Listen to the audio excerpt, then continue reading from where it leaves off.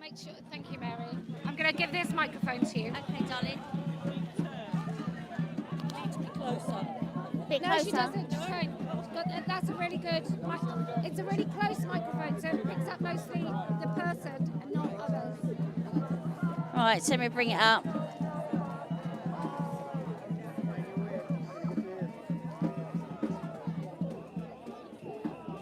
Shall I go? Yes. Yeah. Hi, my name's Natalie. Been trying to get to this event for some time, and as I'm disabled, I feel a little vulnerable. So I was weary of coming alone, and I've been unable to find anyone local to meet with me. But this week, with the help of all the lovely ladies of this movement on Twitter, a very kind lady offered to meet me at Liverpool Street.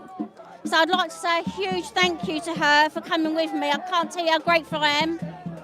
I used to have my own little gardening business. I was a groundsman for a local primary school. I was also a lorry driver, but life changes. I'm now a disabled single parent of 2 children. My son has a brain injury with epilepsy, and my daughter is at 6th form. She's also a young carer to both of us, bless her. She helps with some of my personal care, and on my bad days, she also helps me around the house. There's 10 years between my kids. I first peaked after hearing about the things my daughter was learning about in school. That first grabbed my attention. In class, she was told there are 100 genders in PHSE lessons. I laughed as I thought it was a joke. Then she said many of her classmates were now trans, and she didn't know how to cope with that or how to be around them without losing friends. She felt many were just mixed up and not trans at all. She thought they just wanted to be part of the trend. I kept a close eye on what she was learning after that and what was happening around her. I explained that I believe sex is binary, cannot be changed no matter what and why I believe that. You can't ignore the reality of science, and feelings don't change science. I saw on TV a parade in the Pride Month where men dressed as dogs were pulled along the floor by leaves with kids around them. Men who had all their parts were saying, sorry, I've lost my place.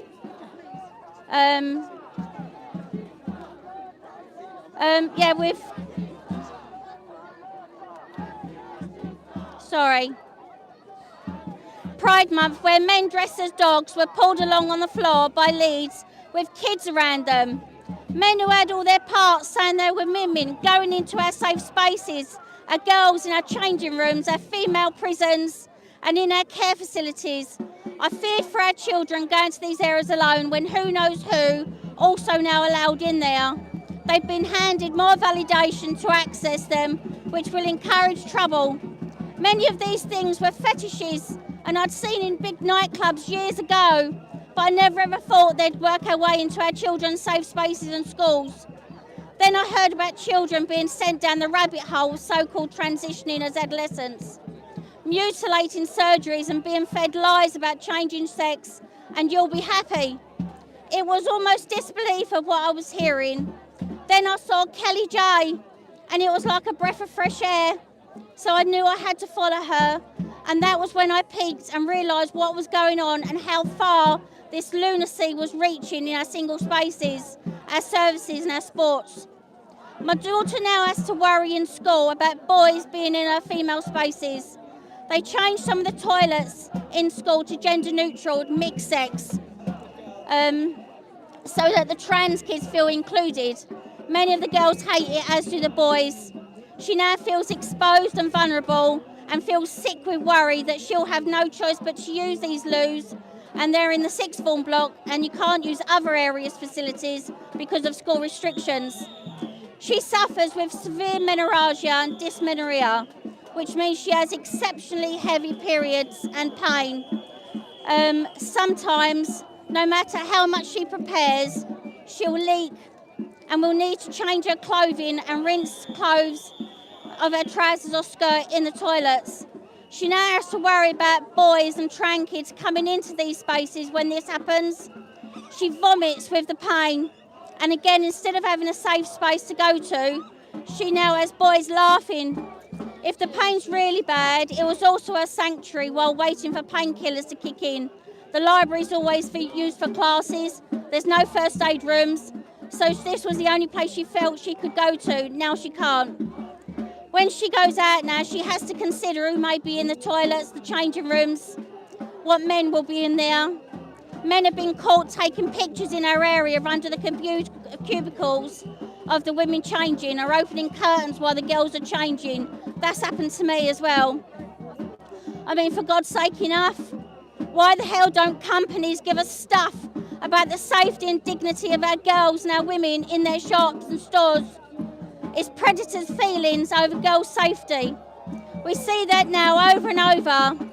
I've now given my daughter a self-defence pepper spray and a key alarm fob.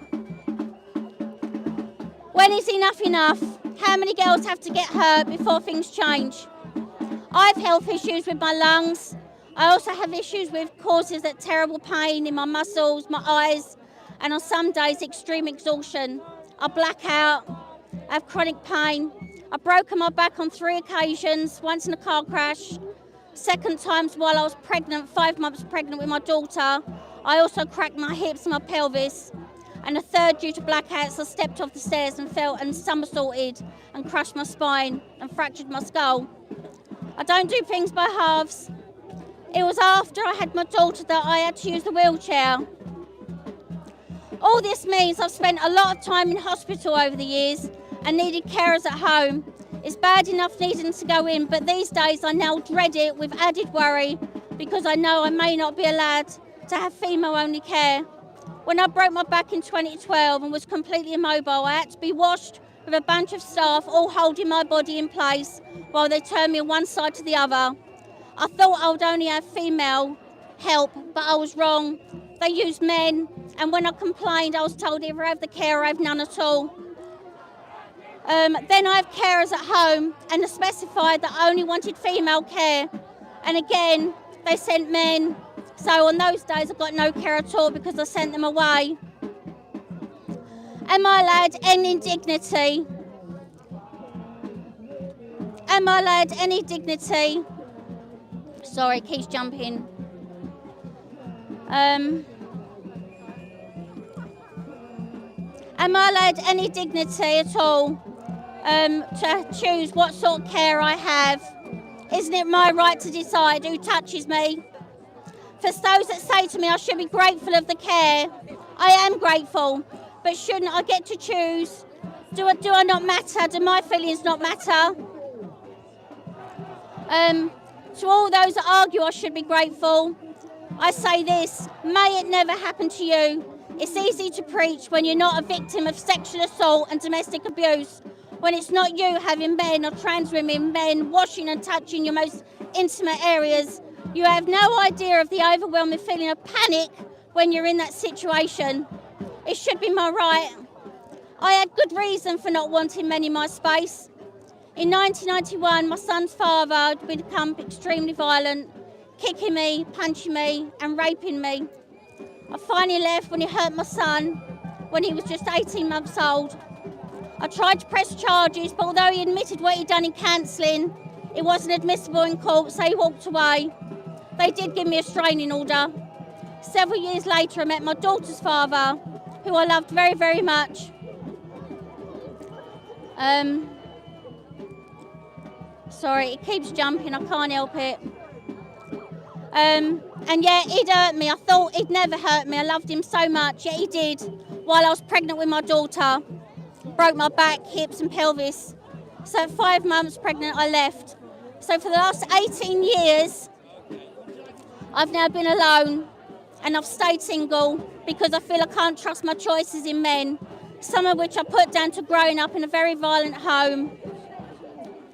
I came close to ending it all, as I thought my children were better off without me. I hadn't made good choices, now they had a disabled mother too. I felt I was holding them back, but I spent several years working on myself and went to a group for women for survivors of domestic violence and sexual assault and rebuilt myself. I also wanted to break that cycle for my daughter so that she wouldn't have to suffer abuse. I just hope that it's worked with what I've spoken to her about, and to help her to listen to her internal alarm bells. Never not listen to her internal alarm bells if she's worried at all. Sorry, it keeps jumping. There we are. Yeah, I hope I have. I've taught my daughter about boundaries and eternal alarm bells and to always listen to them. I've taught my son that he must respect women and why and how he can do that. Women have reasons for not wanting men in their spaces, and having a man say he's a woman doesn't make any damn difference at all. I know there are many, many good, decent men around, and I'm truly grateful for them, but we don't know which ones are predatory and those who aren't. So all of you, stay the fuck out of our spaces, please. Women fought long and hard for our single spaces, services, sports. So to all those men who say they're trans women, get your own. When I go to the loo in a public area, the single disabled toilets are often closed and I have to struggle into the women's. That means I may need to leave the door open to transfer to the chair to the loo. Now I've got to worry about men being in there. It's embarrassing enough without having to worry about that. Am I not allowed any dignity as a disabled woman, or don't I care? Don't I count? As I age, I know I'll very likely need to go into care as I get older, and the thought of it makes me feel physically sick. We all know disabled women in care are at high risk of being assaulted. I see stories of men who self-ID as women, abusing women in charge of giving their intimate care. It terrifies me. I feel that I have no control over my own life and what will become of me. Men putting on a frock and lipstick or feeling you're a woman, don't make it so. It never will, no matter how much you want it to. And women, you can't be men. Just give...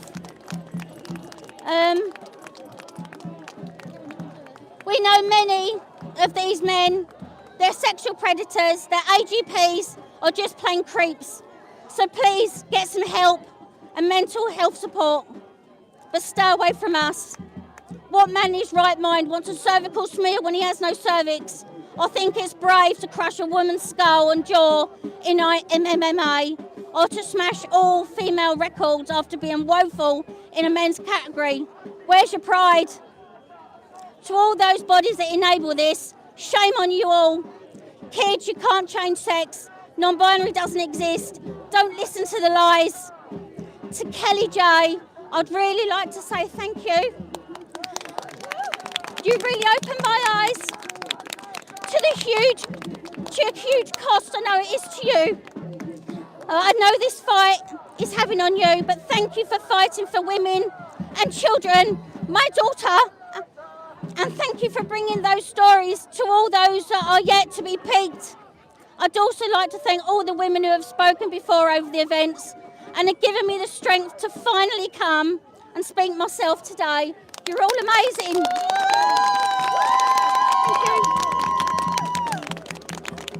Thank you so much. Thank you so much. I'm just worried I've got makeup on your lovely white coat. Thank you so much for speaking. That's right. Thank you for doing this. I really appreciate it. You're very welcome. Thank you. Thank you. Can we clear a bit of a space so Natalie can be somewhere? I just want to say on the...